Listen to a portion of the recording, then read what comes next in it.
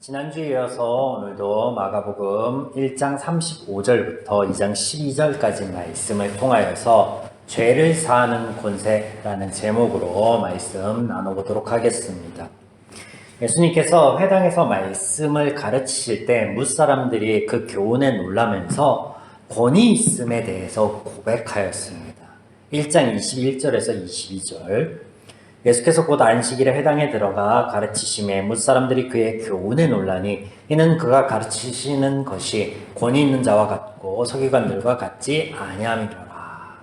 이때 사용된 권위, 권세라는 단어는 근원 자체를 말하는 것으로 유일무이한 것이다 라고 말씀을 지난주에 드렸습니다. 물론 이를 고백하는 사람들이 예수님의 하나님 되심을 본 것은 아니겠죠. 당시의 상황을 복된 소식으로 기록하고 전하고 있는 마가를 통해서 하나님의 그 성령의 역사가 이 마가를 통해서 이렇게 기록하여서 우리에게 알려주시고 계시는 것이겠죠.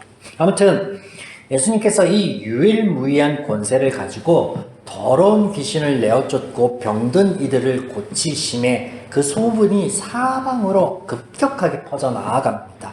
1장 28절 예수의 소문이 곧 온 갈릴리 사방에 퍼지더라. 갈릴리 지방의 모든 곳에 예수님에 대한 소문이 자세하게 퍼져나갑니다. 본문을 보시면 이렇듯 사역을 이어가시던 예수님께서 어느 날 날이 밝기죠. 새벽 미명에 일어나 한적한 곳으로 가셔서 기도를 하십니다. 본문 35절 새벽 아직도 밝기 전에 예수께서 일어나 나가 한적한 곳으로 가서 거기서 기도하시니 시몬 및 그와 함께 있는 자들이 예수의 뒤를 따라가 만나서 이르되 모든 사람이 주를 찾나이다. 예수님께서는 제자가 찾아와 많은 무리가 찾아왔음을 전하기 전까지 정확히는 어느 정도의 시간 걸려서 기도를 하셨는지 모르겠지만 그러나 본문의 뉘앙스를 보면 꽤 긴 시간 동안 기도를 하신 것으로 우리가 알 수 있는데 이 예수님의 기도는 과연 어떤 유의 기도였을까? 본문에 예수님의 기도 장면이 등장하기 전에 우리가 아는 예수님의 기도 장면이 있는데 그것이 마태복음 26장에 유일하게 등장합니다. 바로 겟세마네 동산의 기도이죠. 기억하시죠? 네. 이 예수님의 기도는 십자가의 고통이나 두려움으로 기인한 기도가 아닌 하나님의 선하고 복된 그 온전한 말씀이 말씀대로 이루시기를 바라시는 그런 소망의 기도였습니다. 예수님이 당신을 위한 기도가 아닌 오직 하나님의 사랑의 대상인 사역의 대상인 자녀인 죄인들 우리를 향한 기도를 하였다라고 말씀을 나누었습니다. 그러면 본문의 기도는 어떻습니다? 결론을 먼저 말씀드리면 다르지 않다. 먼저 이 기도하심에 대해서 보시기 전에 전과 앞에 일어나는 일들을 보시면 이해하는데 좀 더 수월할 것 같습니다. 예수의 소문이 두루 퍼져 나갔습니다. 그리고 기도하시는 곳까지 제자들이 모시러 올 만큼 예수님을 청하는 이들이 아주 많이 있었습니다. 많은 사람들이 예수님을 찾아왔는데 이렇게 찾아온 그들은 더러는 예수님께 말씀하여 주시는 것을 들으러 더러는 귀신을 내어쫓고 병 고치시는 그 이적을 바라고 왔을 것입니다. 그러나 그보다 더 많은 이들은 그런 예수님의 사역을 구경하고자 호기심에 의해서 쫓아온 사람들이 더 많이 있었을 것입니다. 그런데 이때 보이신 예수님의 반응, 본문에 보이신 예수님의 반응은 우리의 예상을 뒤집어 놓는 것이었습니다. 유일무이한 권세를 가지고 귀신을 내어쫓고 병을 고쳐주시던 우리의 아픔을 담당하시던 그 예수님께서 자리를 피하여 떠나십니다. 예수님을 찾아온 자들을 버리고 다른 곳으로 이동하셔요. 38절 이르시되 우리가 다른 가까운 마을로 가자. 거기서도 전도하리니 내가 이를 위하여 왔노라 하시고. 그러면 예수님께서 이렇게 다른 행동을 보이셨으면 더 중요한 일이 있으시겠지.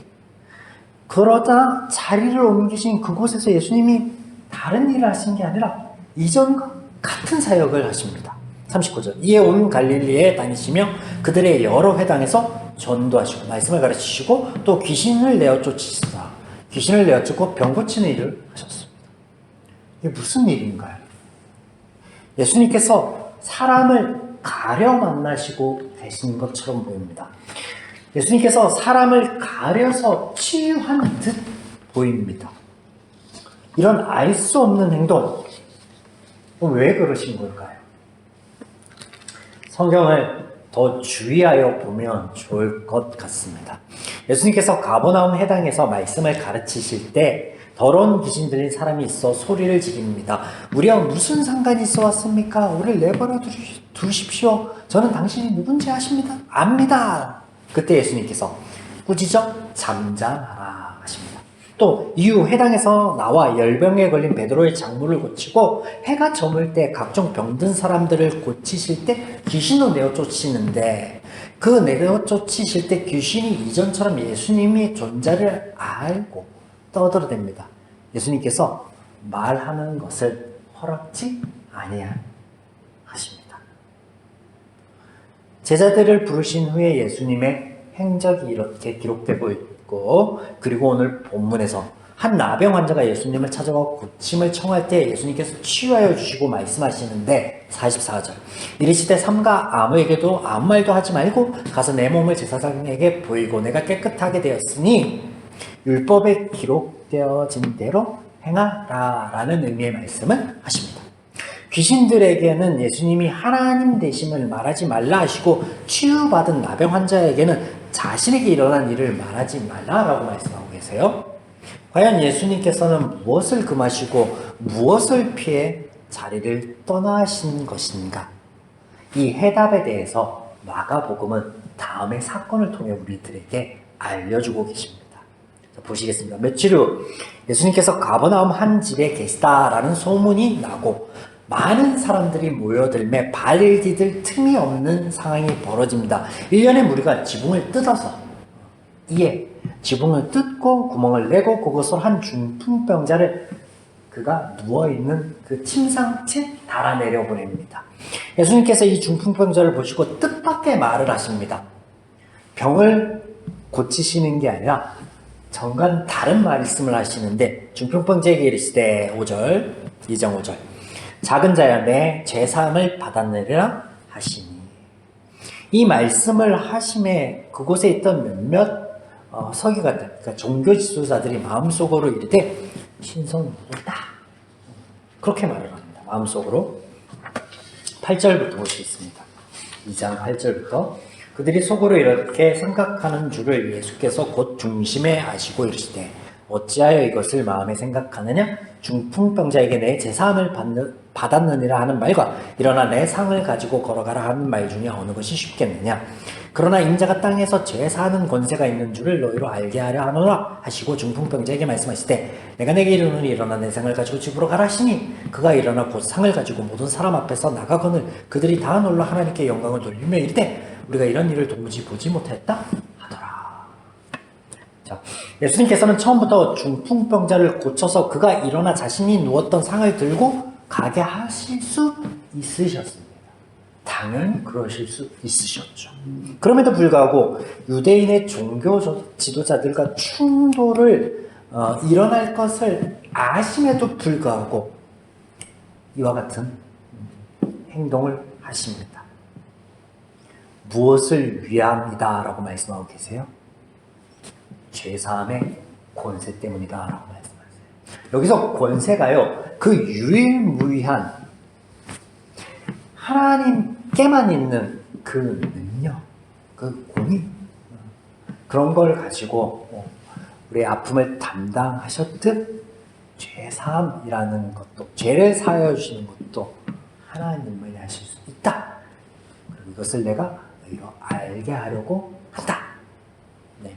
예수님께서는 지금 육체의 질병보다 훨씬 더 큰 문제가 있음을 또한 알려주십니다. 인생의 여러 문제들보다 훨씬 위급하고 중요한 문제에 대해서 말씀하고 계십니다. 그것이 뭐냐? 바로 죄. 너희가 병 고치고 귀신을 내어쫓아서 자유해지고 그리고 건강해지는 게 그게 다가 아니다. 그게 정말로 중요한 게 아니야. 뭐가 중요하다 말씀하고 계신 거예요? 죄다. 이것을 위하여 예수님께서 이 땅에 오셨고 지금 온 땅을 두루 다니면서 말씀을 전하고 이적을 행하고 계시는데, 그런데 사람들은 아직 죄 문제가 해결되지 않은 하나님의 마음과 이 하나님의 기준과는 다른 오직 자신들의 당면한 문제만을 바라고 그것을 위해서 예수님께 나아오고 있고 그것을 구경하고자 하는, 그래서 그와 같은 가치관을 가지고 예수님 주변으로 몰려드는 그들에게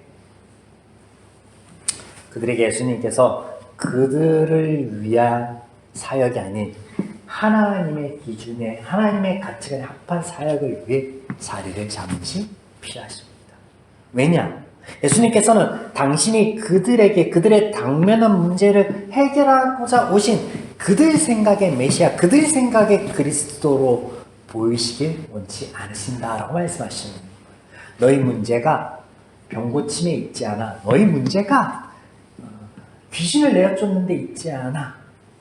너희 문제가 너희가 바라는 대로 나를 그런 메시아로 종교적인 그리스도로 바라보는 거 나 원치 않아. 지금 그 말씀하고 계시는 거예요.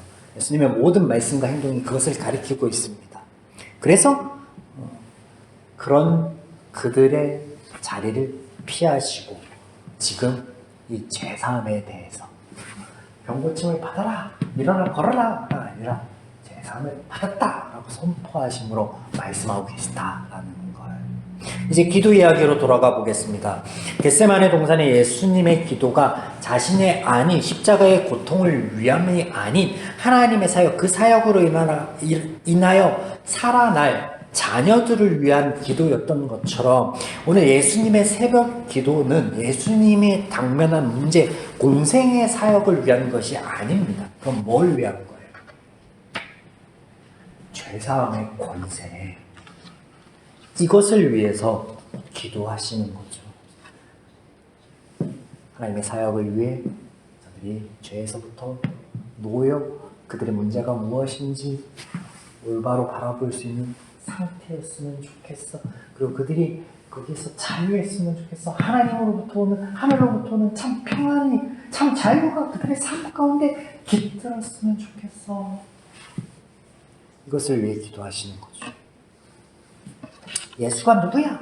병 고치는 권세, 귀신을 내어쫓는 권세가 있는 사람이야. 그 어느 서기관보다 뛰어난 성경 지식을 가진 사람이야. 이런 수식어를 바라시는 게 아니라 죄 사함의 권세를 가지신 유일하신 분, 오직 예수님이 제사하여 줄 수 있기에 그 사역을 위해 이 땅에 오시고 이것을 행하시는 분, 이것을 우리에게 복된 소식으로 전하기를 원하신다. 이와 동일한 하나님의 마음, 하나님의 사역 이야기를 다루고 있는 것이 욥기입니다. 욥기. 하나님께서 할 수 없어서가 아니라 할 수 있음에도 하지 않으시고 허용하십니다. 사단의 도발과 시험도 허용하십니다. 그리고 욥에 당한 직면한 그 문제를 해결하여 주셔서 고통을 씻어 주시기보다는 하나님 당신이 어떤 분이신지를 말씀하여 주시는 분이에요. 사랑하는 여러분, 우리 하나님께서는 단순히 나의 인생의 문제, 소원을 들어주시는 분이 아니십니다. 램프의 진이가 아니세요. 죄는 우리의 관점과 우리가 하나님께 바라는 그 소원조차도 충분히 왜곡시킬 수 있습니다.